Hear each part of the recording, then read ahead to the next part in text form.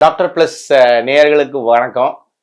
கேள்வி என்னன்னா, ஏன் அநேக பேர் உடல் எடை கூடிக்கிண்டே போகுது, ஒபிசிட்டி அப்படின்னு சொல்றோம் இல்லையா? ஒபிசிட்டி, உடல் பருமன் எல்லாமே ஒண்ணு. இது ஏன் நடக்கும்னா, அநேக காலங்கள்ல இப்போ முன்னெல்லாம் ஒரு 18 வயசு வரைக்கும் நீங்க பள்ளிக்கூடம் போற காலங்கள்ல, நான் பள்ளிக்கூடக்கார போற காலங்கள்லாம் ஒரு 3-3:30 மணிக்கு வீட்டுக்கு வருவோம். இன்ஃபேக்ட் ராமகிருஷ்ணா ஸ்கூல் டி நகர்ல தான் நான் படிச்சேன்னு வச்சுக்கோங்க. அப்போ நான் இங்க விஸ்வாம்பலத்துல இருந்து நான் ராமகிருஷ்ணா ஸ்கூலுக்கு நடந்தே போகணும். சில நேரங்கள்ல ரொம்ப லேட் ஆகி போச்சுன்னா ஓடணும் பள்ளிக்கூடத்துக்கு. நம்ம பாண்டி பஜார்ல இருக்கிற ராமகிருஷ்ணா மிஷன் ஸ்கூலுக்கு நான் ஓடணும். ஸோ காலங்காத்தால எழுந்திரிக்கும் போதே ஒரு உடற்பயிற்சியோட தான் நம்ம ஒரு நேரத்தை ஆரம்பிக்கிறோம். அதுக்கப்புறம் ஸ்கூல்லயும் ஒரு பிடி பீரியட் இருக்கும். பிடி முடிச்சுட்டு வீட்டுக்கு வந்த அடுத்த நிமிஷம் கட்டையை தூக்கிட்டு ரோட்டுக்கு போயிடுறது. ரோட்டுக்கு போய் ஒரு கிரிக்கெட்டை விளையாடுவோம், ஒரு முதுகு பங்க்சர்னு ஒரு ஆட்டம் விளையாடுவோம், ஓடி விளையாடுவோம், என்னென்னவோ பண்ணுவோம். ஸோ உடற்பயிற்சி என்பது உடற்பயிற்சியா இல்லாம விளையாட்டா இருந்தது, வெளிப்புற விளையாட்டா இருந்தது. வெளிப்புற விளையாட்டா இருக்கும் பொழுது உங்களுக்கு வெளிப்புறத்துல உங்களுக்கு நிறைய விஷயங்கள் நடக்குது. அதுல முக்கியமானது உங்களோட எப்படி சொல்றதுன்னா, எரிபொருள் செலவினை சுலபமா இருந்தது. இன்னொன்னு, அப்ப 4ல இருந்து 6-6:30 வரைக்கும் இருட்டுற வரைக்கும் விளையாடிட்டு வீட்டுக்கு வந்தா அம்மா ஒரு சின்னதா ஒரு நொறுக்கு தீனி ஏதாவது கொடுத்தா உண்டு. அதுவும் அநேக காலங்கள் அது தீபாவளியும் பொங்கலையும் சார்ந்ததாவே அந்த நொறுக்கு தீனி இருக்கும். அதுக்கப்புறம் நொறுக்கு தீனிலாம் இருக்காது. ஏன்னா வீடுகள்லாம் அதான் செய்ய மாட்டாங்க. கடைகள்லையும் யாரும் வாங்கி ரொம்ப பெருசா சாப்பிட்டதா எனக்கு நினைவே இல்லைங்க. ஸோ அப்போ நொறுக்கு தீனி கம்மி. ஸோ ஒரு 6:30 மணிக்கு வீட்டுக்கு கை காலை கழுவிட்டு ஒரு 1 மணி நேரம் படிப்போம். அதுக்கப்புறம் 7:30 மணிக்கான ஒரு ஒளியும் ஒளியுமோ, ஒரு சித்திரஹாரோ, ஒரு டிராமாவோ ஏதோ கொஞ்ச நேரம் பார்ப்போம். 8:45 டிவி மூடிடுவாங்க, பூச்சி பறக்கும். எல்லாரும் கட்டாயமா போய் இளையராஜா பாட்டை கேட்டுட்டு போய் படுத்தே ஆகணும் டேப் ரெக்கார்டர்ல. இது அப்பா படுத்துருவாங்க, நாங்கள் எல்லாரும் படுத்துருவோம். ஸோ 8:45 மேல யாருக்கும் எந்த வேலையும் கிடையாது. எல்லாருமே போய் படுத்தாகணும். எல்லாரும் காலையில 5:30 மணிக்கு எழுந்தாகணும். இதுதான் ஒரு ரொம்ப நாள் வேணாங்க, ஒரு 25-30 வருடத்திற்கு முன்னால் இருந்த நிதர்சனமான உண்மை. இப்ப எங்க ஏரியா பின்கோடுல ஒரே ஒரு உடுப்பி ஹோட்டல் இருந்தது நினைக்கிறேன். இங்க விஸ்வாமலத்துல உடுப்பி ஹோட்டல் ஒண்ணு இருந்தது. அவனும் 8:45 மூடிடும். ஸோ 8:45 டிவி மூடிடும், 8:45 ஹோட்டல் மூடிடும். எல்லாரும் வெளியில விளையாடினாங்க. பிளஸ் நொறுக்கு தீனிலாம் ரொம்ப கிடையாது. இப்ப இருக்கிற சூழலை கொஞ்சம் பாருங்க. எந்நேரமும் டிவி, எந்நேரமும் டிவி, எந்நேரமும் சாப்பாடு, எந்நேரமும் நொறுக்கு தீனி. பேசிக்கா நடக்கிறதே உடல் பயிற்சிங்கிறதே கிடையாது. உடற்பயிற்சினா உடற்பயிற்சிக்கு போகணும்னு சொல்லலைங்க. விளையாட்டு வகையறாலையுமே யாருக்குமே உடற்பயிற்சிங்கிறது ரொம்ப ரொம்ப ரொம்ப கம்மி ஆயிடுச்சு. இது உடற்பயிற்சி சார்ந்த ஒரு சின்ன பதில். ஸோ உடற்பயிற்சி இல்லை. இன்னொன்னு, உங்களுக்கு ஹோட்டல்ஸ் எந்நேரமும் திறந்து வச்சிருக்காங்க, எந்நேரமும் திறந்து வச்சிருக்காங்க. அப்ப நம்ம போய் வாங்க வேணாம், நம்ம கையிலேயே இருக்கிற போனை வச்சே நம்ம இது எல்லாத்தையும் ஆர்டர் பண்றோம். ஸோ உணவு உட்கொள்ளுதல் என்பது அடிநாதத்துல நமக்கு ஒரு பவுன்ஸ் மேல போயிடுச்சுங்க. அதாவது என்னன்னாங்க, இந்த மனிதனோட முன்மூளை பாத்தீங்கன்னா பரிமாண வளர்ச்சி ரொம்ப சின்ன முன்மூளையா இருந்ததுங்க. ஒரு 60 இருந்து 70 லட்சம் வருஷத்துக்கு முன்னாடி, 6 to 7 million years ago, இந்த முன்மூளை இந்த 2 காலில் நடந்த மிருகத்துல நம்ம ஒண்ணுங்க. அதுல கட்டாயமா 2 காலில் நடக்கிறது நம்ம மட்டும்தாங்க. மிச்சதெல்லாம் அநேகமாக 2 காலில் நடந்த மிருகங்கள். அதாவது ஃபேக்கல்டேட்டிவ் பைபெட்டுங்க. அதுங்க நம்ம எல்லாம் obligatory biped, obligated to walk on 2 feet நம்ம எல்லாங்க. அதெல்லாம் பாத்தீங்கன்னா இதுல ஒரு 6-7 மில்லியன் வருஷத்துக்கு முன்னாடி போனீங்கன்னா, 60-70 லட்சம் முன்னாடி, சேடுங்கிற ஒரு ஊர்ல சஹலாந்த்ரோபஸ் சேடன்சிஸ்னு ஒரு மூளை ஓட கண்டுபிடிச்சாங்க. அந்த மூளை ஓட்டுல பாத்தீங்கன்னா அடித்தண்டு வடம் கழுத்து, நம்ம மூளை எலும்பு கூடு ஓட்டுல நடுவுல போய் சொருகி இருக்குங்க. அதை வச்சு அதுல இருந்த பரிமாணங்களெல்லாம் வச்சு அது ஒரு 6 இருந்து 7 மில்லியன் வருஷம், அதாவது 60 இருந்து 70 லட்சம் வருஷம். அதோட முன்மூளை பாத்தீங்கன்னா ரொம்ப சின்னதா இருக்குங்க. 250-300 cc தாங்க. ஆனா மனிதனோட இப்போதைய இருக்கிற இந்த மூளை, முன்மூளை ஃபோர் பிரெயின்னு சொல்றோம் இல்லைங்களா, இது ரொம்ப பெருசு. மூளையே ரொம்ப பெருசு. நமக்கு 1300 cc. இந்த வளர்ச்சிக்கு ஒரு முக்கியமான காரணம் நம்ம எரிபொருளை இந்த 2 காலில் நடக்கும் மிருகமா மாறினதுனால நமக்கு நிறைய எரிபொருள் செலவு மிச்சமானது. இந்த மிச்சத்தின் உச்சம்தான் நம்மளுடைய மூளையின் அளவு. இந்த மூளையில ஏன் ஆரம்பிக்கிறோம்னா, இந்த மூளை என்பது எரிபொருள் அடர்த்தியான உணவை நாடி விரும்பி சாப்பிட்ட ஒரு மூளை. அந்த பரிமாண வளர்ச்சி தான் நம்மளுடைய எல்லாரோட இந்த பெரும் மூளை, பெரும் முன்மூளை, என்செஃபலைசேஷன் கோஷியன்ட்னு சொல்லுவாங்க. ஐக்யூ கிடையாதுங்க, இக்யூ. இந்த மனிதனின் அதிபுத்திசாலித்தனமும் அதி அபத்தமும், the brilliance of the human mind and the daftness of the human mind இந்த முன்மூளையில இருந்தாங்க வருது. இந்த முன்மூளை எரிபொருள் அடர்த்தி எதெல்லாம் இருக்கோ அதையெல்லாம் நாடி விரும்பி தேடி சாப்பிட்டு வளர்ந்த முன்மூளைங்க. அதுல இந்த எரிபொருள் செலவினமும் மிச்சமாச்சு, எரிபொருளும் தேடி தேடி சாப்பிடும் போது நம்மளுடைய முன்மூளை வளர்ந்தது. இதற்கான பரிமாண வளர்ச்சி எல்லாம் இருக்குங்க. இதுக்கு தடயங்கள் எல்லாமும் இருக்கு, அதெல்லாம் சொல்லி நான் இங்க சொல்ல அது இதுவா வேணாம். பட் இந்த எரிபொருளை நாடி நம்ம சாப்பிடணுங்கும் போது எரிபொருள் எந்நேரமும் கிடைக்குது. எரிபொருளுங்கிறது நாங்க சொல்ற சாப்பாடு. அப்ப மனிதனுக்கு இந்த மனிதனோட முன்மூளை அதி புத்திசாலித்தனமும் அதுதான், அதி அபத்தமும் அதுதான் சொன்னேன்.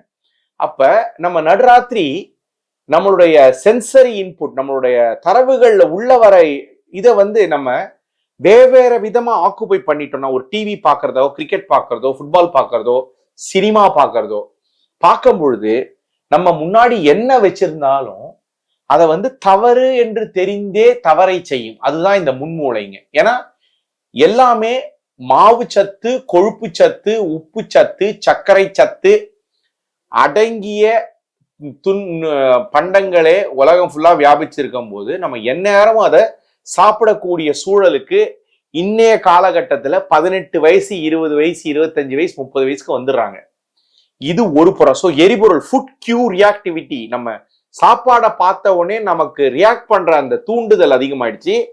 இன்னொரு வீடியோலயே சொல்லியிருந்தேன், மூளை சார்ந்த இன்சுலின் தூண்டல், உணவு சார்ந்த இன்சுலின் தூண்டல் ஒண்ணு உண்டுங்க. சாப்பாடை சாப்பிட்ட உடனே குடல்ல போற குளுக்கோஸ்னால வர இன்சுலின் தூண்டல். இன்சுலின் தூண்டும் போது கொழுப்பு உடம்புல உட்காருன்னு சொன்னேன். இன்னொன்னு மூளை சார்ந்த இன்சுலின் தூண்டல். இந்த மூளை சார்ந்த இன்சுலின் தூண்டலே உணவை பார்க்கும் பொழுது யூடியூப்ல, டிவியில, எந்த ஒரு குக் சேனல்ல, குக்கிங் ஷோல பார்க்கும்போது அதுலயும் ஒரு இன்சுலின் தூண்டல் அதீதமாயிக்கொண்டே இருக்கும். அப்போ நம்ம அந்த சின்ன உணவை தான் சாப்பிட்டுருப்போம். ஆனா இன்சுலின் தூண்டல் உடம்புல ஏற்கனவே அதீதமாக இருக்கும் பொழுது, இதுக்கு பேர் செஃபாலிக் இன்டியூஸ்ட் இன்சுலின் ரிலீஸ் நாங்க சொல்லுவோம். இது ஒரு 5-10% தான். ஆனா எந்நேரம் இது தூண்டலா இருக்கும் போது உடம்புல அதிகமான இன்சுலின் சுழற்சியில இருக்கும். அப்ப சின்ன உணவை சாப்பிட்டாலே, நான் பல தடவை சொல்லியிருக்கேன், இன்சுலின் சர்க்கரையை குறைக்கும் ஹார்மோனை காட்டிலும் உடம்பில் கொழுப்பை சேர்க்கும் ஹார்மோன். ஏன்னா நம்ம பரிமாண வளர்ச்சியில இந்த முன்மூளைக்கு எரிபொருள் தேவை ரொம்ப அதிகம். எரிபொருளை அதீதமாக அடக்கிய பெருஞ்சத்து கொழுப்பு.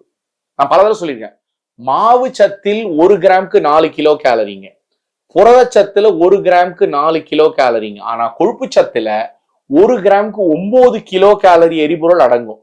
நம்ம உடம்பு கொழுப்பை நிறைய அடக்கி வச்சோம்னா அவ்வளவு எரிபொருளை நம்ம உடம்புல தேக்க முடியும். இன்னொன்னு, கொழுப்பு நம்ம எவ்வளவு வேணா தேக்க முடியும், அதுக்கு ஒரு உச்ச வரம்பே கிடையாது. இவ்வளவு எரிபொருளை நம்ம தேக்கும் பொழுது ஏன் தேக்குவோம்னா, இன்சுலின் அதீதமாக தூண்டி இருப்போம். கொஞ்சம் உணவு தான் சாப்பிட்டுருப்போம், ஆனா டக்குன்னு அது உடம்புல கொழுப்பா மாறும். ஏன்னா இந்த கொழுப்பு தான் ஆரம்ப கால பரிமாண வளர்ச்சியில நம்மளுடைய மூளை வளர்ச்சிக்கு பயன்பட்ட கொழுப்பு. அதனாலதான் பாலூட்டி இனத்திலேயே மனிதனுக்கு தான் அதிகமான கொழுப்பு உண்டு. உலகத்துல ஒரு 5000 பாலூட்டி இனம் இருக்குங்க. அதுல அதிகமா கொழுப்பை தேக்கி வைக்கிற மனிதன் 20% கிட்ட மனுஷன் தான். ஏன்னா நம்ம முன்மூளைக்கு அவ்வளவு எரிபொருள் தேவை.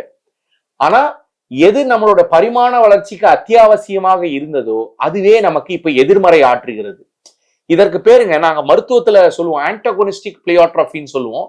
அதாவது எது நம்மளுடைய வளர்ச்சிக்கு அடிநாதமாக இருந்ததோ ஒரு காலத்துல, அது பிற்காலத்திற்கு நமக்கு எதிர்வினை ஆற்றும்.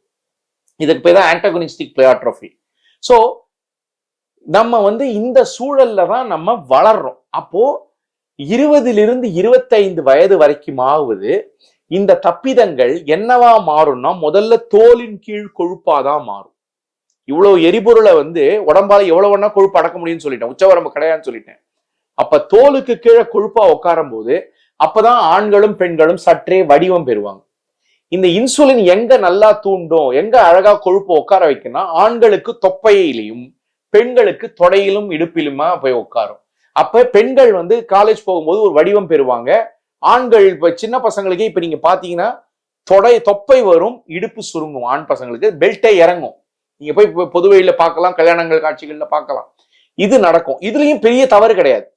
அதாவது தோலுக்கு கீழே உட்கார்ற கொழுப்பு வேதியியல் வீரியம் இல்லாத ஒரு கொழுப்பு, மெட்டபாலிக்கலி இனர்ட் ஃபேட்னு சொல்லுவோம். அதாவது வேதியியல்ல அது வந்து எந்த தூண்டுதலும் ஒன்றும் பண்ணாது, உடலுக்கு பலுவை தாண்டி எதையும் கொடுக்காது, வேதியியல் மாற்றங்கள் நடக்காது, தோலின் கீழ் இருக்கும் கொழுப்பு. அப்ப கொஞ்சம் வெயிட் போட்ட மாதிரி இருப்பாங்க, மெல்லிசா இருந்தவங்க. இந்த வயசுல தான் ஒரு 20-25 வயதை தாண்டும் பொழுது நம்ம கழுத்தை சுத்தி பிரவுன் ஃபேட்னு ஒண்ணு உண்டுங்க. இந்த பிரவுன் ஃபேட் வந்து அதாவது உடம்புல சூட்டை அதிகப்படுத்தக்கூடிய, உதறல் இல்லா சூடை அதிகப்படுத்தக்கூடிய ஒரு அதீத திறன் பெற்ற ஒரு கொழுப்பு இந்த பிரவுன் ஃபேட். இந்த அது நாங்க நான் ஷிவரிங் தெர்மோஜெனிசிஸ்னு சொல்லுவோங்க. இதுக்கு பேரு உதறல் இல்லாம உடம்புல சூடு பண்ணக்கூடிய கொழுப்பு திறன் பெற்றது இந்த பிரவுன் ஃபேட். ஆனா இந்த பிரவுன் ஃபேட் வந்து கழுத்தை சுத்தி ஒரு 150 கிராம் 200 கிராம் ஆளுக்கால் வேறுபடும், அவ்வளவுதாங்க இருக்கும். இந்த பிரவுன் ஃபேட் இருக்கிற வரைக்கும் நம்ம எரிபொருள் அதீதமாக உட்கொண்டாலும், ஒரு 2000 கிலோ கேலரி தான் வேணும், 2200 கிலோ கேலரியை சாப்பிட்டு இருந்தாலும் இந்த 200 கிலோ கேலரி மிச்சம் இந்த நான் ஷிவரிங் தெர்மோஜெனிசிஸ் உதறல் இல்லா எரிபொருள் செலவினம் இந்த பிரவுன் ஃபேட்னால வரதுனால உடம்பு செலவழிச்சிருங்க. அதனால வெயிட் போடாதுங்க. ஆனா 25 வயசு 27 வயசை தாண்டிட்டா இந்த பிரவுன் ஃபேட் ஜீரோ ஆயிடுங்க. பிரவுன் ஃபேட் ஜீரோ ஆயிடுச்சுன்னா அதுக்கப்புறம் இந்த நான் ஷிவரிங் தெர்மோஜெனிசிஸ்ங்கிறது ஒண்ணு உடம்புல இருக்காதுங்க. அப்ப அதுக்கப்புறம் 25 வயசுக்கு மேல நீங்க என்ன சாப்பிட்டாலும் சரி, அது உடம்புல எரிபொருள் தேக்க நிலைக்கு போக, எரிபொருள் செலவு பண்றதுக்கான எக்ஸசைஸே பண்ணாத செலவனும் ரொம்ப குறைஞ்சிருதுங்க இந்த பிரவுன் ஃபேட் இல்லாதனால. அப்ப உடம்புல அழகா கொழுப்பு உட்காருங்க.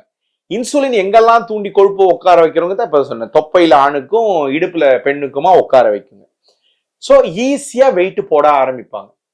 அப்பயும் அவங்க வந்து வாழ்க்கை முறைய சரிவர பயன்படுத்தல, புரியல அப்படின்னா சுகர் பிபி எல்லாம் வராதுங்க ஆரம்ப காலங்கள்ல. இது வந்து அதுக்கப்புறமா அதீதமாக கொழுப்பை உட்கொண்டால் உங்களோட லிவர்ல போய் கொழுப்பை உட்காருங்க. அதுக்கு பேர் தான் ஃபேட்டி லிவர்.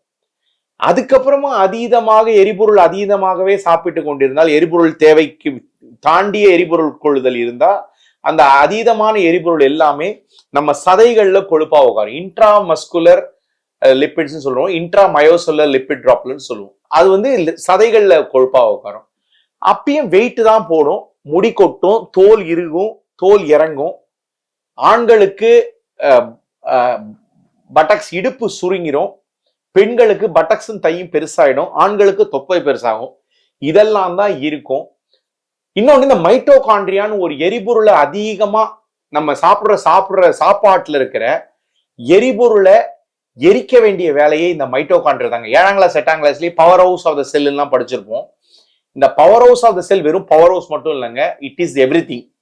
அது வந்து நம்ம சாப்பிட்ட சாப்பாடை நம்ம உடம்புக்கு தேவையான எரிபொருளான ஏடிபியா மாத்தணுங்க.